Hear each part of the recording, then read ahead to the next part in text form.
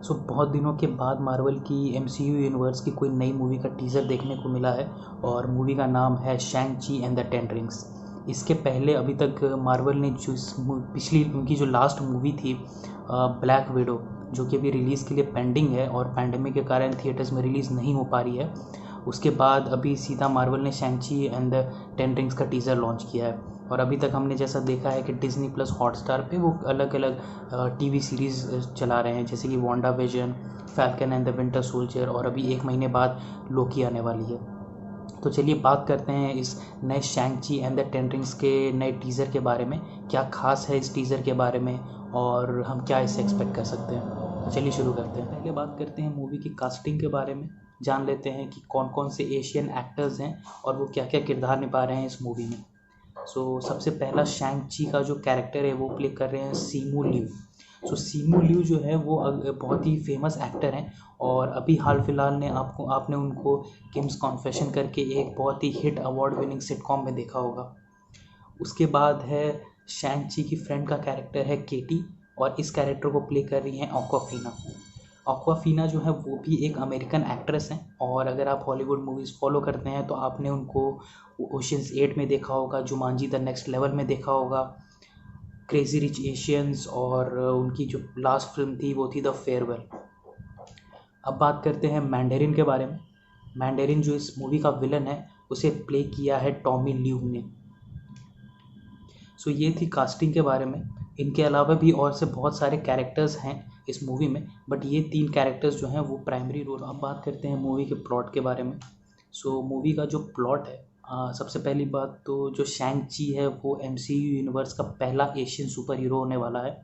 अभी तक जितने भी एक्टर्स और सुपर हीरोज़ हैं एमसीयू यूनिवर्स के, जैसे कि वो मोस्टली अमेरिकन्स रहे हैं सिवाय ब्लैक पैंथर को छोड़ के।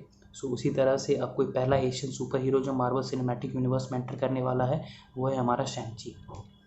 अब सुपर हीरो की बात करें तो आती है उसके पावर्स की बात। तो शैंग ची के पास ऐसा कोई सुपर पावर नहीं है, वो हैंड टू हैंड कॉम्बैट में काफ़ी अच्छा है। जहाँ तक आपने ट्रेलर में भी देखा होगा कि उसे बचपन से अलग अलग तरह की हैंड टू हैंड कॉम्बैट में ट्रेन किया जाता है।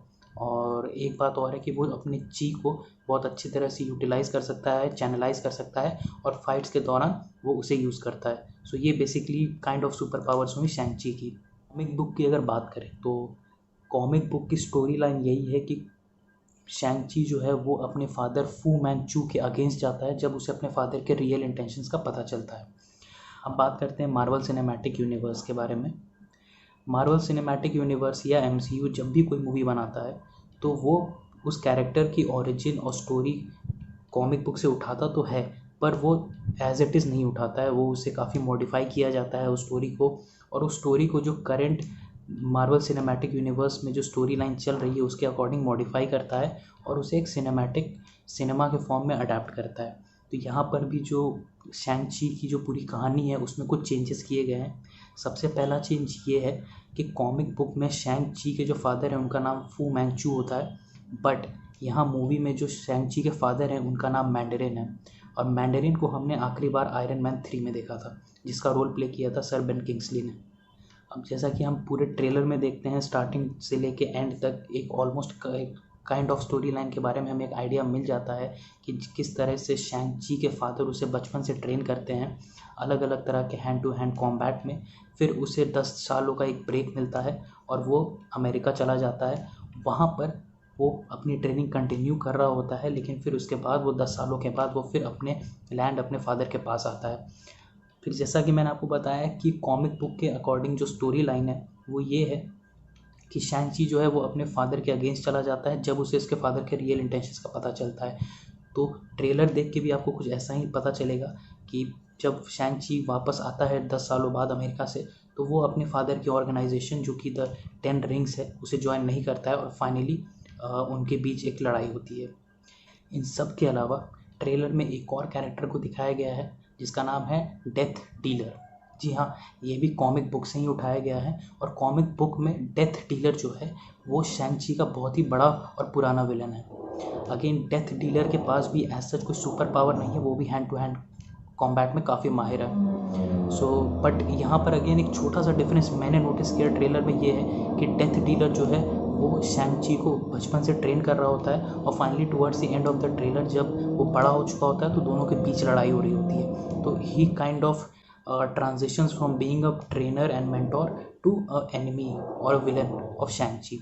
मोस्ट प्रोबेबली जब शैंग-ची अपने फादर के ऑर्गेनाइजेशन को ज्वाइन करने से रिफ्यूज़ कर देता होगा तब। बस की सबसे ख़ास बात ये है कि वो ऑथेंटिसिटी पे काफ़ी ध्यान देते हैं। जैसा आपने ब्लैक पैंथर देखा होगा, ब्लैक पैंथर एकमात्र अभी तक एकमात्र ऐसी फ़िल्म है जिसमें कि नॉन वाइट एक्टर्स हैं, नॉन वाइट अमेरिकन एक्टर्स को कास्ट किया गया है। इसके पहले की जितनी भी MCU मूवीज़ हैं वो उसमें सारे वाइट एक्टर्स अमेरिकन एक्टर्स हैं, बट क्योंकि ब्लैक पैंथर की जो रिक्वायरमेंट थी वो वकांडा में है और वकांडा एक फिक्शनल जगह है अफ्रीका में, वहाँ पर ब्लैक लोग होते हैं, तो उसके अकॉर्डिंग एक्टर्स को कास्ट किया गया है। उसी तरह से शैंग-ची एंड द 10 रिंग्स के लिए एशियन कैरेक्टर्स, एक्टर्स और एशियन लुक एंड फील की ज़रूरत थी, तो MCU ने अगेन वैसे ही कास्टिंग की है।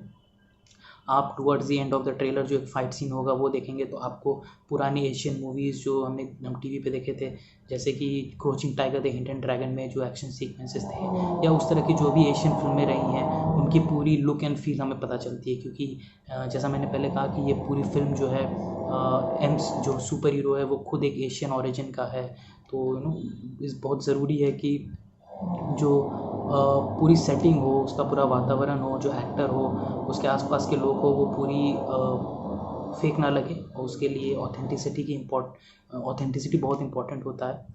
सो उस बात का काफ़ी ध्यान रखा है MCU ने। सो अभी तक तो फ़िलहाल जो टीज़र रिलीज़ हुआ है शैंग-ची एंड द 10 रिंग्स का वो काफ़ी एक्साइटिंग लग रहा है। थोड़ा कॉमिक रिलीफ भी है, थोड़ा एक्शन भी है, जैसे यूजुअली जो MCU की फिल्में होती है। सो ये देख के तो काफ़ी एक्साइटिंग लग रहा है, और इसमें जितने भी एशियन एक्टर्स हैं उसके बावजूद भी ये मूवी का जो भी बज़ क्रिएट हुआ है वो बहुत ही अच्छा है। तो आगे देखते हैं कि जो फाइनल ट्रेलर आता है वो कैसा होता है, और फाइनली जो फेज़ 4 चल रहा है अभी MCU का, उसमें शैंग-ची एंड द 10 रिंग्स और ये जो पूरी कहानी और इसके जो एक्टर्स हैं और सुपर हीरोज़ हैं वो फाइनली फेज़ 4 का हिस्सा कैसे बचे। में बताइए कि आपको शैंग-ची एंड द 10 रिंग्स का टीज़र कैसा लगा है। तो आज का वीडियो यहीं एंड करते हैं और मिलते हैं फिर अगले किसी और नए वीडियो पे। Thank you.